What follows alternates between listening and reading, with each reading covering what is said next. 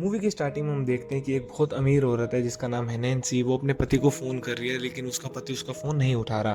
फिर वो उसके ऑफिस में फ़ोन करती है। जब उसकी सेक्रेटरी कहती है कि वो ऑफिस में नहीं है, वो अभी अभी यहाँ से चले गए हैं, तब नैन्सी को शक होता है कि उसका पति फिर से अफेयर कर रहा है और वो अपनी गर्लफ्रेंड से मिलने जाता है। तब वो अपने सेक्रेटरिस्ट के पास जाती है जिसका नाम होता है डॉक्टर कुशिंग, और उसको सारी डिटेल बता रही होती है और कहती है कि हैरी ऑलरेडी एक बार उससे माफ़ी मांग चुके कि वो ऐसे दोबारा कभी नहीं करेगा।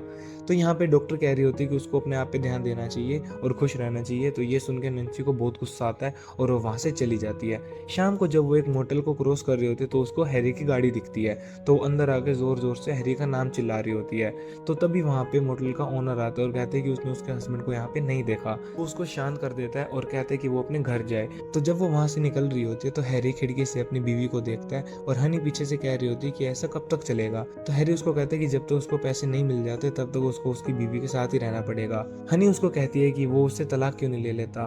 तो यहाँ पे हैरी कहते हैं कि उससे तलाक इसलिए नहीं ले सकता क्योंकि उसके पापा ने एक एग्रीमेंट कर रखा है, अगर डिवोर्स हुआ तो उसको नैन्सी का पैसा नहीं मिलेगा और वो प्यार सिर्फ हनी से ही करता है, तो उसको चिंता करने की कोई ज़रूरत नहीं है। फिर से ये दोनों अपना फिजिकल सेशन शुरू कर देते हैं। नैन्सी रोते हुए जब डेजर्ट क्रॉस कर रही होती है तो वो ब्लू लाइट को देख के एकदम से रुक जाती है और तभी वो देखते हैं दूर से एक यूएफओ आ गया है जो कि एक लेज़र मारते है उसके पेंडेंट पे, और वहाँ पे नैन्सी बहुत ज़्यादा डर जाती है और गाड़ी चला के वापस आ जाती है। जब वो मोटल पहुँचती है तो वो ज़ोर ज़ोर से हैरी का नाम चिल्लाने लगती है। तभी वहाँ पे दो पुलिस वाले आ जाते हैं और वो सारी कहानी पुलिस वालों को बता देती है। हालांकि वो इसकी बात पे भरोसा नहीं करते। तभी दूर एक लेडी पुलिस वाली हैरी के पास जाती है और उसको सारी सिचुएशन बता देती है कि उसकी बीवी की तबीयत बहुत ज़्यादा ख़राब है। लेकिन यहाँ पे हैरी सोचते हैं कि अब ये मौका अच्छा है, वो अपनी बीवी को पागल घोषित कर सकता है जिससे उसको पैसा मिल सके। इतने में ही दूसरी तरफ नैन्सी के पापा हैमिल्टन वहाँ पे आ जाते हैं और बहुत गुस्से में उसको कहते हैं कि वो गाड़ी में बैठे और वो उसकी इस हरकत से बहुत ज़्यादा शर्मिंदा है। नैन्सी यहाँ पे अपनी सारी बातें बता रही होती है लेकिन हैमिल्टन सुनने के लिए तैयार नहीं होता। फिर ये दोनों घर पे आ जाते हैं और जब नैन्सी अपने बचपन के खिलौनों से खेल रही होती है तो हैरी आके उसको किस करता है। नैन्सी यहाँ पे उसको बता देती है कि वो जानती है हैरी उस पर चीट कर रहा है, लेकिन हैरी उसको बोलता है कि वो हनी से सिर्फ इसलिए मिलने गया था कि उससे अपनी सारी चीज़ें ख़त्म कर सके। ये फिर से इसको बेवकूफ़ बना के इसके साथ रहने लगता है और एक किस करते हैं और अब इनके बीच में सब चीज़ें ठीक हो जाती हैं।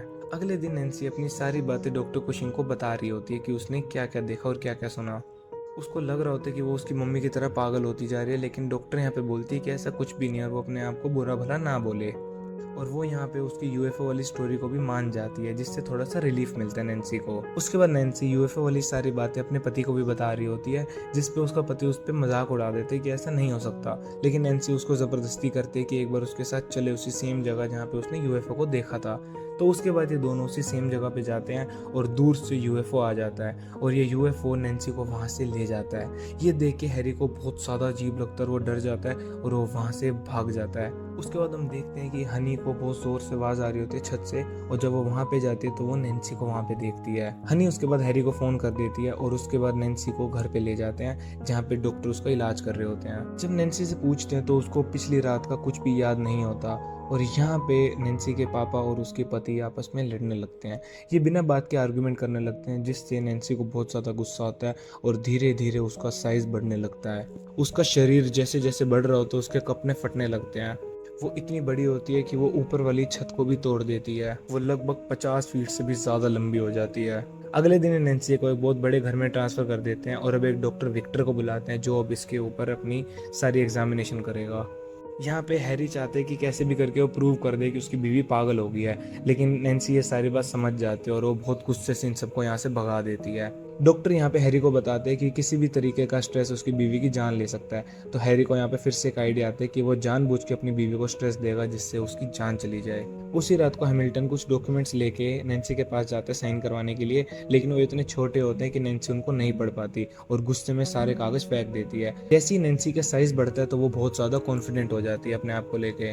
अगले दिन नैन्सी हैरी से मिलती है और उसको कहती है कि वो उससे बहुत ज़्यादा प्यार करती है, लेकिन हैरी उसको कहता है कि वो फिजिकली खुश नहीं था नैन्सी के साथ और अब तो मतलब क्या बोलूँ मैं, छोड़ो। ये सुन के नैन्सी को बहुत ज़्यादा गुस्सा आता है, वो उठती है और एकदम से गिर पड़ती है पूरे के पूरे घर के ऊपर। हैरी को यहाँ पे लगता है कि उसकी बीवी को हार्ट अटैक आया और वो मर गई है, तो वो उसका नेकलेस लेके हनी को पहनाने के लिए चला जाता है और ये दोनों वहाँ पे बहुत अच्छे से चीज़ें एंजॉय कर रहे होते हैं। लेकिन दूसरी तरफ हम देखते हैं कि नैन्सी जिंदा है। उसके बाद ये वहाँ से उठ के पूरे शहर में घूमने लगती है हैरी को ढूंढने के लिए। जो लोकल लोग होते हैं वो नैन्सी को देख के बहुत ज़्यादा डर जाते हैं और चीखने चिल्लाने लगते हैं। फिर नैन्सी हनी और हैरी के पास आ जाती है और वहाँ पे हनी को पकड़ के कहती है कि वो बहुत समझदार औरत है, वो उसका घर बर्बाद ना करे। और उसके बाद इतने में ही हैरी वहाँ से गाड़ी से भाग रहा होता है, तो उसकी गाड़ी कोई उठा के हैरी को पकड़ लेती है।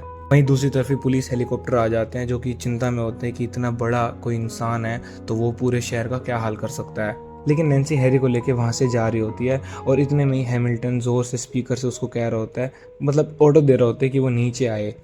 लेकिन नैन्सी उसकी बात नहीं मानती और इतने में पुलिस उसके ऊपर अटैक करना शुरू कर देती है और वो बेहोश हो जाती है। उतने में हम देखते हैं कि वो जो यूएफओ था वो दोबारा से आके नैन्सी को वहाँ से लेके चला जाता है। वहीं दूसरी तरफ हम देखते हैं कि एक यूएफओ के अंदर हैरी बैठा हुआ है और वो एक थेरेपी ज्वाइन कर रखा है। वहाँ पे वो अपनी इतनी तारीफ कर रहा है कि ऊपर से स्पेसशिप खुलती है और नैन्सी दो और औरतों के साथ नीचे देख के बोल रही होती है कि वो अपना सेशन ढंग से करे, नहीं तो उसके साथ बहुत बुरा होगा। तो यहाँ पे हैरी डर के नीचे बैठ जाता है और ऊपर से स्पेसशिप का ढक्कन बंद हो जाता है और मूवी यहीं पे ख़त्म हो जाती है। मैं नहीं जानता ये मूवी तुमने क्यों देखी, लेकिन मैंने देखी और मैं बहुत तड़पा, तो मैंने तुम्हें भी तड़पाया।